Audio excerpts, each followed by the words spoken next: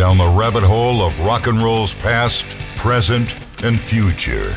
It's Barstool Rockers with your hosts, Jim Finn and Dan Michaels. Wow, look at it. We both made it into work today. Amazing. It's an ice rink out there. It is. I skated into work. And for good reason, because we have another great interview, this time with a legendary. The legendary Carmine Appice. Not Appice, but Appice. He's got Rod Stewart to thank for that mispronunciation thing there. His brother goes by, it's Vinny Appice. Mm-hmm. But Carmine's been stuck with Carmine Appice ever since the Rod Stewart days, because that's what Rod called it. Blame it on Rod. Everything can be blamed. Blame it on Rod. Everything on Rod. That's all it is. So yeah, this morning we're talking with Carmine Appice, a gentleman who, by the way, in December, said the Rock and Roll Hall of Fame should change its name. So we should start a petition. Like him. We need to start a petition. We will get all of these rockers that we talk to. I know.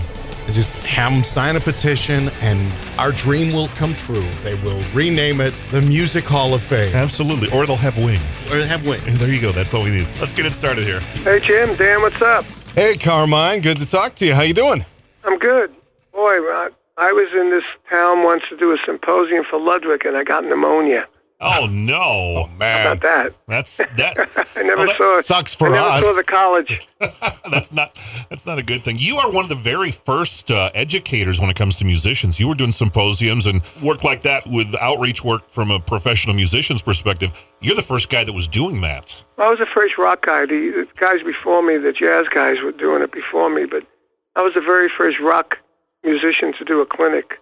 Now, is that because of... In 1971, nobody was doing clinics then. Is that because of your connection to guys like Gene Krupa and Buddy Rich? Yeah.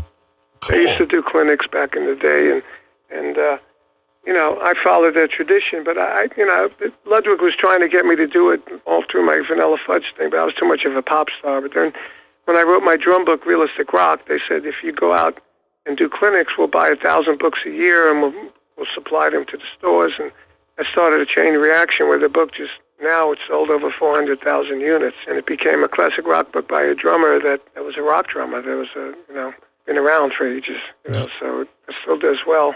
Well, what an amazing career it's been thus far, yes. Carmine. And we're still trying to go. You're still going, man. I'm bringing this Guitar Zeus back, and that was something I did in 95, 96 when grunge was king. Yeah. I went to work a lot in Japan, and we got the record deal from Japan. And, while I was getting the record deal, I asked guys like Brian May, Ted Nugent, the guys from King's X, if they would play on it, and they said they would. So they were the first people I put on the record. I figured they would be like a drawing card to other guitar players that were younger than them, Yeah. And King's X were like the cool band at the time. All the musicians loved them. So, and it did. That's what it did. Once I got those guys on there, then I got like a Steve Morse, then I got Yngwie, and then other people go, wow, it sounds like a cool project. I like to play on it, Yeah. Well, you know what? I had everybody. It was like Slash and Paul Gilbert and Leslie West and Jennifer Batten. I can't even remember who else was on the first one. It's a who's who now. I mean, and now it became tremendous. And, the first time I released it in Europe and Japan in 95, 97, total, I did a Guitar Zeus Japan as well, and Guitar Zeus Korea. So if you total all the numbers up in sales, I sold about 150,000 units around the world. Wow. Everywhere but here. Over here, it did nothing. We never got it out. And now 2005, I went to put it out with a European label, and they put it up on YouTube, and they went out of business. Put it up on YouTube, nobody knew about it. Well, it's cool now that it's getting the reissue, so that's... Yeah, now it's getting the reissue, and we got 33 tracks up on all the digital platforms, and you got, the CD has 12 tracks, like a best of, and then the vinyl is going to have like the best of, because you only could put 8 on the vinyl. Yeah. So it went from 32 to 12 to 8, but I don't really consider any fillers on the album. They're really, really good songs. With the list of players that you've got on there, it's hard to define anything as a filler. I mean, now it's Tony Franklin and Kelly Keyline from your core band there. Right. Richie Sambora's in there. Steve Morse is in there. Neil Schon, Slash, Brian May. Bumblefoot's in there. Dweezil is in there. You've got... It's a who's who. It's funny. All the guys that were on there in the 90s, nobody was playing with their bands, you know? Neil wasn't with Journey. Slash wasn't with Guns N' Roses. Dweezil was just Frank's son. Yeah. You know, even Doug Aldrich was unknown here. You know, I put him on because he turned me out to the manager that got the deal. And he was well known in Japan since we were releasing in Japan. I said, all right, I'll put him on. And then he went on to play with Whitesnake and Dio and everything. Made a good name for himself. Well, so it's really amazing how the careers have turned around. And that's one of the reasons why the guy that's managing this said, you know, we should release this digitally and release it now because everybody's big again. Well, and you've collaborated with the best players over your entire career, not only in Vanilla Fudge and Cactus, but performing alongside Rod Stewart. And now it's the 40th anniversary of Blondes Have More Fun. Yeah. And amazing. you were a major contributor to that album. So can you tell us what some of your memories of recording that album are? I remember when we recorded Do You Think I'm Sexy, after I brought him the track, he really liked it, and we recorded it 3 or 4 times.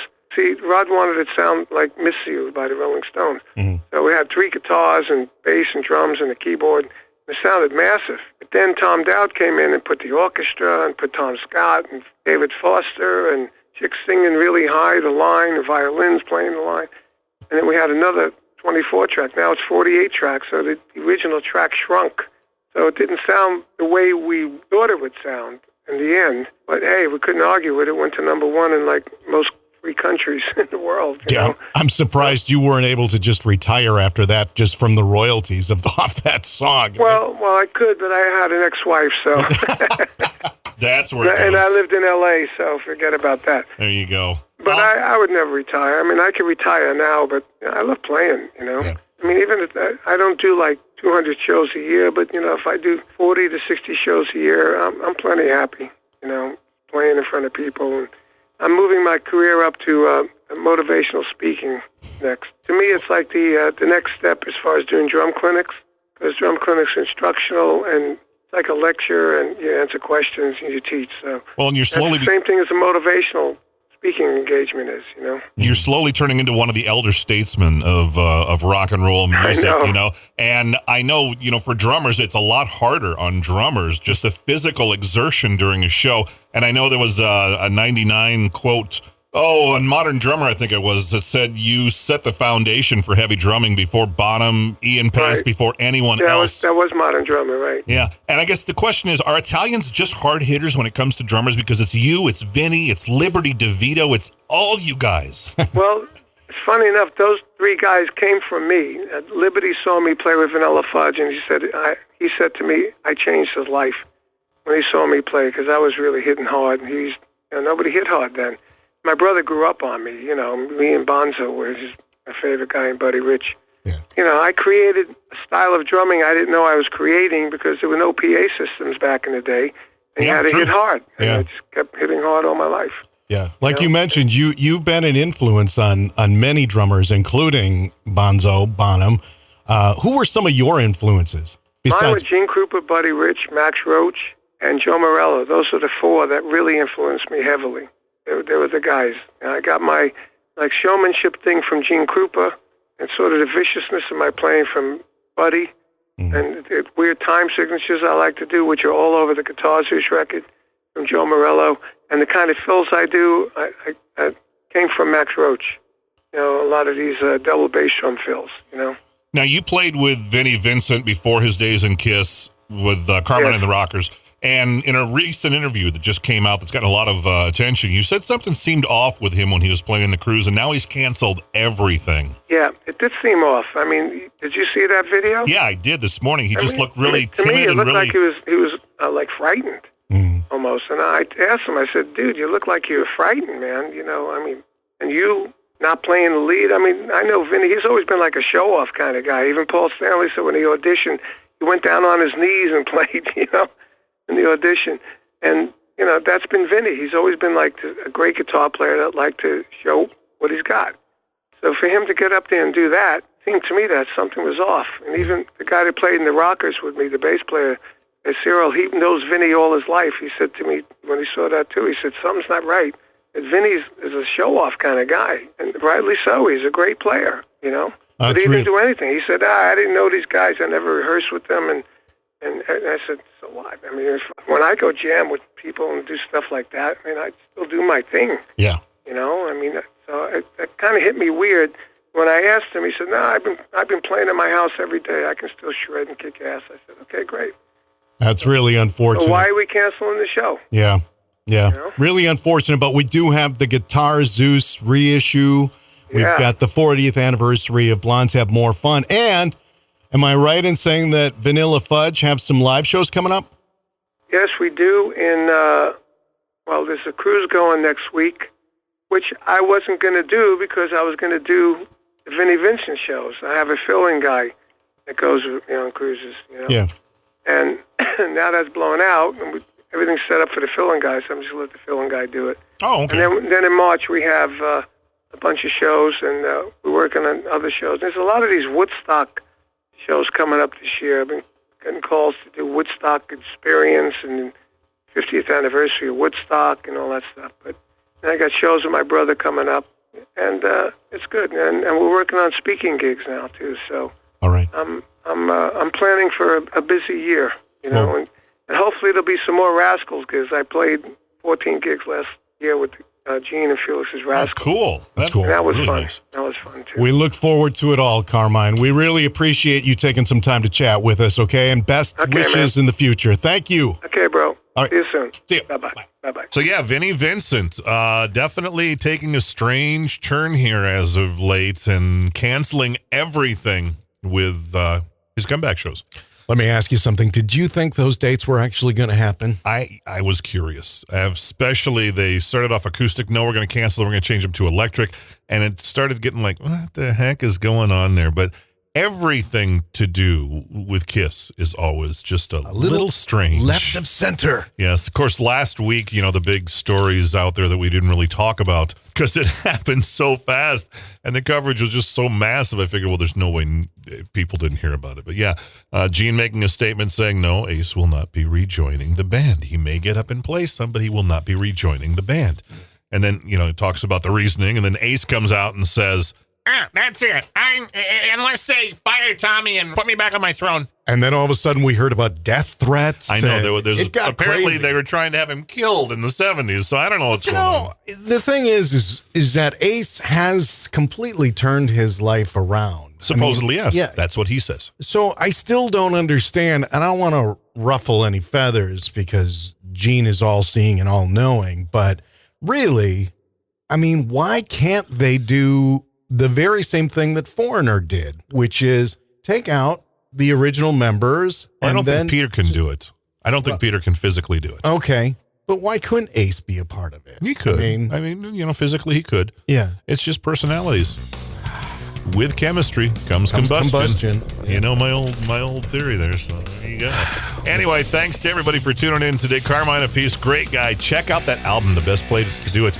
I know we're always saying you need to buy the physical album to support the artist because that does put more money in their pocket. The digital doesn't do that much. But on this one, he talked about it. I'm going to say you almost got to do both. Yeah. Get the CD, get the LP.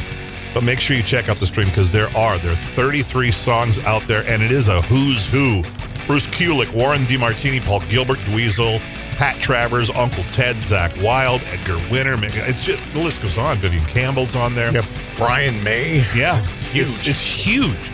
So definitely the Guitar Zeus album and the international one, too. I'm going to have to go look that one up. Plus, I now want to drag out all my Vanilla Fudge albums, which I haven't listened to in a couple of years. So, how big is the Finn album collection? Oh, it's, the album collection is too big for the man cave. That's the deal. Now something's got to happen. Something's got to give. Honey, please allow him to have some things in the basement.